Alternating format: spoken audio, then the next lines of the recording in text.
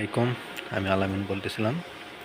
আমি Sumitomo Z1C মেশিনে একটা আমি প্যাসকোড আমি জয়েন দেবো এবং দেখবো এই প্যাসকোডটা কীভাবে জয়েন নেয় বা জয়েন কত দূর কেমন হয় বা কোনো ফল্ট হয় কি না সেটা দেখানোর জন্য আমি এই ভিডিওটা করা। তো আশা করি ভিডিও ধৈর্য সহকারে দেখবেন। এখানে অবশ্যই কোনো শিক্ষণীয় কোনো বিষয় আছে ইনশাল্লাহ, আমি আপনাদেরকে যতটুকু জানি বলবো। সো আমি যদি কোডটা কেটে দিয়েছি, দেখেন আমি যদি এখন জয়েন দিতে যাই,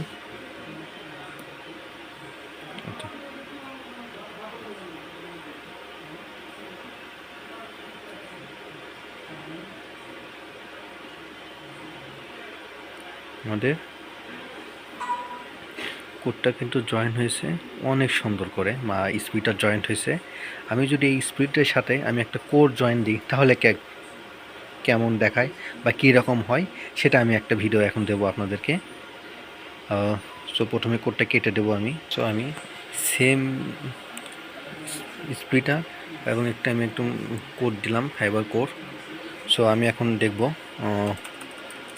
কেমন হয়, দিলাম।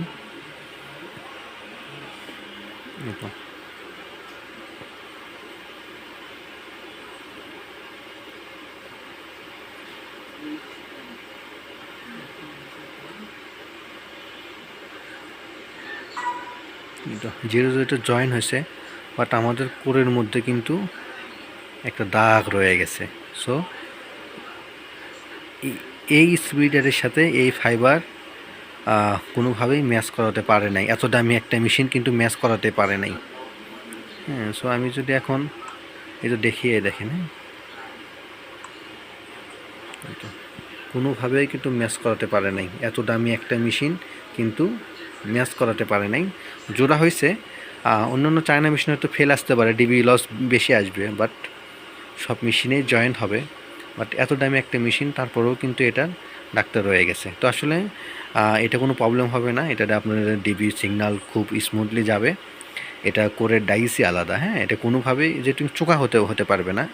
এটার শেপটাই এমন, হ্যাঁ, ছোটোর সাথে বড় লাগছে। সো এই গ্যাপটা থাকবেই। এটা আসলে ফল্ট না, এটা মেশিনের সমস্যা না। এটার জন্য অনেকে বলে যে মেশিনের সমস্যা। সো এটা সমস্যা না, এটা এইরকমই।